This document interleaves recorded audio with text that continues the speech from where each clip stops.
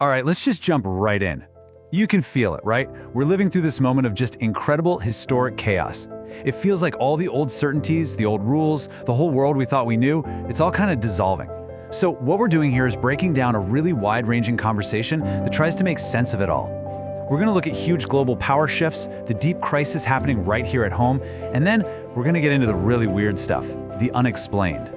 And boom, this right here, this is the core idea. This one sentence from the conversation we're looking at, it really sets the stage for everything else. Get this, it's not just about things changing a little bit, it's a hard stop. The entire system, the one that's basically run the world for almost 80 years, it's over, done. So the big question is, what comes next? So that's our starting point. Let's dig into our first section. If that whole post-war era is really over, then we've got to figure out what this new global paradigm actually looks like. We're talking about a world where, as the discussion makes clear, the old rules, they're just gone. Okay, so this really breaks down that massive shift. On the one hand, you had the old way of doing things, right? Everything went through allies, through the UN.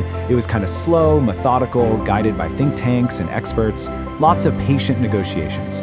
But on the other hand, you have what the source calls this new doctrine, and it is completely different. It's all about America acting on its own, asserting its power. It's unpredictable. Think art of the deal. And it's totally willing to just ignore international law if it wants to. So let's dig into that a little deeper, because this is key. The conversation really zeroes in on these characteristics. I mean, it's way more than just America first. We're talking about a complete rejection of international law if it's inconvenient. It's about shaking things up, acting now and not really thinking about the ripple effects down the line. That's what the source calls a lack of second-order thinking. Not worrying about what happens next week or next year. And all of this is driven by totally independent decision-making. And this quote, wow, it just nails that last point. The analysis we're looking at here suggests that this isn't some secret plan by the Russians or the Israelis or anyone else. No, the conclusion they draw is that the person at the top is just in charge, acting with a kind of independence from all those traditional influences that, frankly, they've just never seen before in a politician. Okay, so that's the global picture, but it begs a really important question, right? If all the old rules are being thrown out the window on the world stage, what in the world is happening back here at home? Let's pivot now and look inward, because that same chaos is creating a massive crisis within society. All right, so for this next part, we're focusing on what's happening inside our own society. We're talking division, distrust, and just total dysfunction. The argument in the source is that whatever is breaking down the global order, well, those same forces are eating away at the foundations of our own institutions too. And to really get a handle on this crisis, just look at this number. It's staggering, $24 billion. According to the discussion, that's what California has spent on homelessness. And what happened? The problem actually got worse. It just raises this huge, obvious question that gets to the heart of the whole mess. Where did the money go? Well, that leads to this really provocative theory that came up in the conversation. The idea is that this homeless industrial complex has sprung up. And think about its main goal. Its real incentive isn't to solve homelessness. I mean, if it did, it would go out of business, right? No, the incentive is to manage it, to keep it going, so that its own budget and power can just keep growing. It's a system that's literally designed to fail.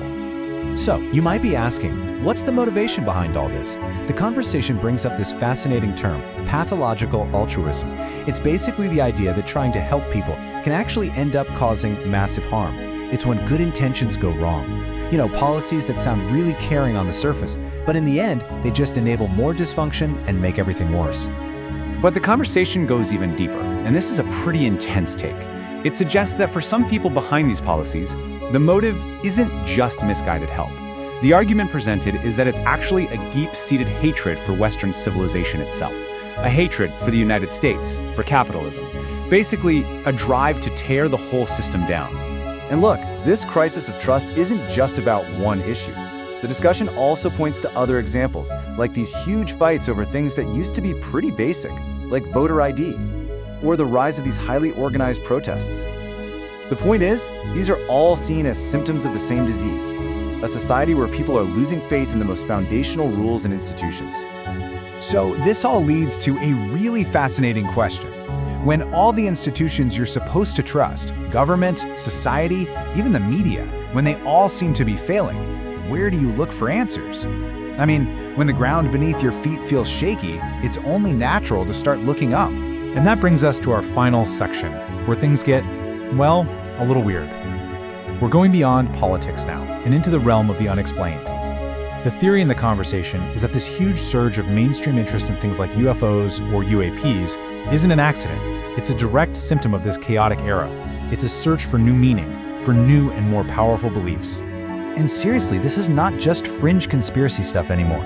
Look at this timeline. This has gone completely mainstream. You've got President Obama talking about things we can't explain. You have the Pentagon officially releasing those famous Tic Tac and Gimbal videos. Then you have President Trump promising to release the files. This is officially part of the national conversation now. So the big question is, what are these things? The discussion first goes through all the conventional explanations. You know, the usual suspects. Could it be super secret military tech that we don't know about? Maybe advanced drones from an adversary like Russia or China? Or, hey, maybe it's all just a big misunderstanding. Sensor glitches, weather balloons, that kind of thing. But in a time when nobody seems to trust the official story about anything, a lot of people are looking way past those conventional answers. And the conversation really dives into these more out-there theories. You've got ideas like Jacques Vallée's control system, this theory of some non-human intelligence that's been shaping humanity for centuries. And then you have Tucker Carlson floating the idea that these could be spiritual beings, basically angels and demons for a modern age. And that's really where this whole thing leaves us. Think about it. We started with a shattered global order. We moved to a society that feels like it's at war with itself. All this chaos, it's left a huge vacuum where certainty and meaning used to be. So we're left with this one final, massive question. As the old world we knew continues to fade away, what powerful, maybe strange, and definitely transformative new beliefs are going to rise up to take its place?